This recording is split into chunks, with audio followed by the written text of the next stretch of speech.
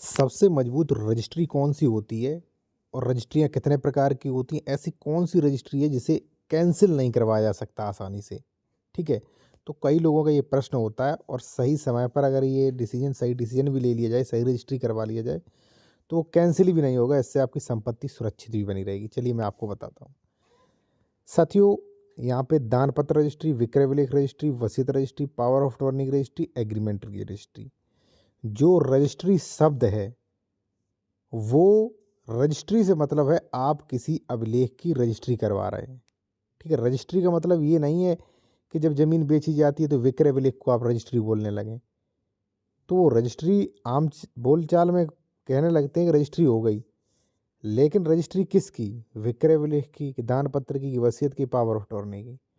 तो registry instrument जो है वो कई प्रकार के होते हैं, कई चीज़ों की रजिस्ट्रियाँ होती हैं। ठीक है?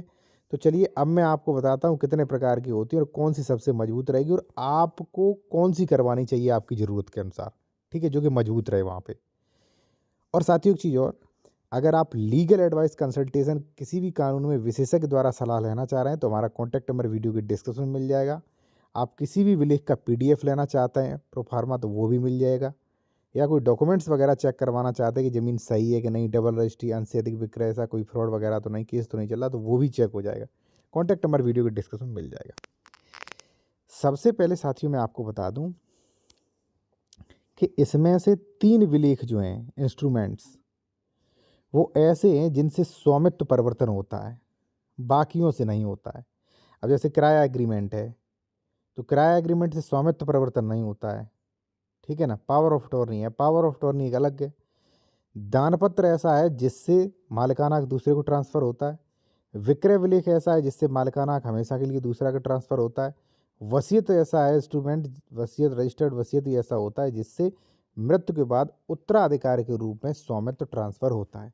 यानी कि 3 अभिलेख ऐसे हैं जिनसे प्रॉपर्टी पूरी-पूरी ट्रांसफ़र होती है। ठीक है? पूरी-पूरी हमेशा के लिए मालिक ही चेंज हो जाता है, स्वामित्व में परिवर्तन हो जाता है। ठीक है?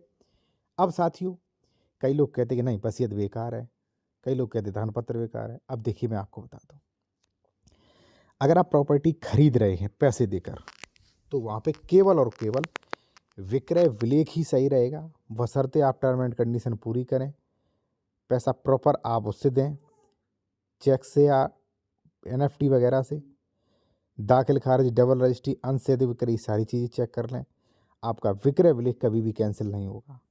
ठीक है? आप चाहें तो अगर कोई ज़मीन खरीद रहे हैं रजिस्ट्री से पहले आप डॉक्यूमेंट्स भी चेक करवा सकते हैं। ठीक है? तो वो भी चेक हो जाएंगे हमारे यहाँ, कॉन्टैक्ट नंबर वीडियो के डिस्क्रिप्शन में मिल जाएगा। तो वहाँ पे विक्रय विलेख ही साथियों सही है। दूसरा, अब आपने पैसा दिया और दान पत्र लिखवा रहे हैं तो सबसे बड़ी बेवकूफ़ी कर रहे हो आप। ठीक है? सेकंड नंबर आता है सर दान पत्र करवाएं कि नहीं करवाएं। कई वकील कह देते नहीं रजिस्ट्री करवा लो। भाई क्यों रजिस्ट्री करवा लो आप? आपने पैसा लेन देन, जैसे मान लीजिए मैं आपको दान में दे कोई प्रॉपर्टी दे रहा हूँ और आप दिखा रहे हो कि मैंने पैसा लिया, आप दिखा रहे हो पैसा दिया, तो वो तो कैंसिल हो जाएगा दान पत्र ऐसा, क्योंकि भाई आपने पैसा दिखाया तो दान पत्र मान्य ही नहीं है। और अगर दान में ले रहे हो लेकिन पैसा दिखा रहे हो तो पैसा फिर हकीकत में दिखा नहीं पाओगे, पैसा कहीं से ट्रांसफ़र हुआ ही नहीं। मान लीजिए साथियों, मैं आपको प्रॉपर्टी जो है वो दान में दे रहा हूँ लेकिन आप रजिस्ट्री करवा रहे हैं, रजिस्ट्री करवाओगे तो पैसा दिखाना पड़ेगा। अब पैसा दिखाओगे तो फर्जी दिखाओगे, तो फिर ऐसी दान पत्र या मान लीजिए ऐसी रजिस्ट्री भी कैंसिल हो जाएगी। तो कहने का मतलब क्या है, सही डिसीजन लीजिए। और इसीलिए मैं कहता हूँ अगर मान लीजिए कोई आप निर्णय लेने जा रहे हैं तो विशेषज्ञ द्वारा आप लीगल एडवाइस ले सकते हैं। कॉन्टैक्ट नंबर वीडियो के डिस्क्रिप्शन में मिल जाएगा। ठीक है ना? अब आती है बात वसीयत की।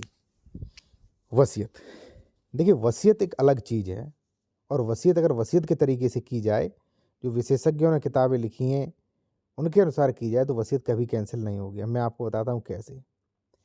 वसीयत थोड़ा लचीला होता है। लचीला कैसे साथियों? क्योंकि वसीयत वाली प्रॉपर्टी तभी मिलती है जब वो बंदा एक्सपायर हो जाता है। ठीक है? अब जैसे मान लीजिए ए व्यक्ति ने आपको वसीयत कर दी, अब ये तो अभी जीवित है, तो ये हो सकता है कल से आपसे बुराई मान जाए, वो बी को रजिस्ट्रीकृत वसीयत कर दे तो बी वाली मान्य होगी, सी को कर दे तो सी वाली यानी कि अंतिम वाली मान्य रहेगी, और हो सकता है वो किसी को बेनामा कर दे तो बेनामा मान्य रहेगा, वसीयत की कोई वैल्यू ही नहीं। तो इसलिए वसीयत, हाँ बाकी अगर मान लीजिए कोई वसीयतदार मर जाता है, आपकी सही वसीयत है, आपकी रजिस्टर्ड वसीयत है, आपका मान लीजिए गवाह वहाँ पे दोनों जीवित हैं या गवाह सही हैं, आपकी फेवर में हैं, वीडियोग्राफी हुई है इसकी, सब कुछ हुआ है, तो वसीयत किसी की हिम्मत नहीं कि वसीयत वो आपकी कैंसिल कर दे, सही वसीयत को। ठीक है, बशर्ते वसीयत के आपको नियम पता होना चाहिए, वसीयत का आपका ड्राफ्टिंग अच्छे से होना चाहिए, ये सारी चीज़ें आपको ध्यान रखना चाहिए। आप चाहें तो ड्राफ्टिंग वगैरह वसीयत की भी मेरे द्वारा ले सकते हैं, कॉन्टैक्ट नंबर वीडियो डिस्क्रिप्शन में मिल जाएगा। अब साथियों आती है पावर ऑफ अटॉर्नी। तो पावर ऑफ अटॉर्नी की भी रजिस्ट्री की जाती है। ठीक है ना, पावर ऑफ अटॉर्नी ये होता है, जैसे मान लीजिए मैं मान लीजिए अमेरिका रहता हूँ, मैं नहीं आ जा पाता हूँ, तो मैंने स्पेशल या जनरल पावर ऑफ अटॉर्नी आपके पक्ष में लिख दी कि भाई मैंने आपको प्रतिनिधित्व दे दिया, लेकिन ये प्रतिनिधित्व मैं वापस भी ले सकता हूँ। मैंने अभी ये कह दिया कि अभी जो प्रॉपर्टी की सब कुछ तुम हो। पावर ऑफ अटॉर्नी का मतलब होता है सीधा सीधा पावर देना, और जिसने पावर दी है वो पावर ले भी सकता है, सीधी बात ये समझिए आप। उसके बाद आता है साथियों agreement to cell.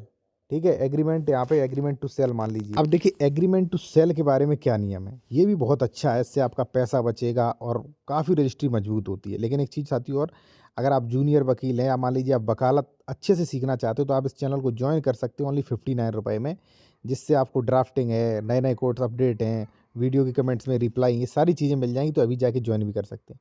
Registry agreement आप तब कराइए, जैसे मान लीजिए मैं आपको कोई प्रॉपर्टी बेच रहा हूँ, आपने 1 लाख रुपया दिया, और आपने अगर रजिस्ट्री एग्रीमेंट कर लिया कि 1 लाख रुपए दिया, दो और पूरा रुपए दे के फलानी तारीख को रजिस्ट्री करवाएंगे, रजिस्टर्ड एग्रीमेंट और फलानी तारीख को मैं नहीं आ रहा हूँ रजिस्ट्री करवाने, तो आप कोर्ट से वो रजिस्ट्री संपन्न करवा सकते हैं।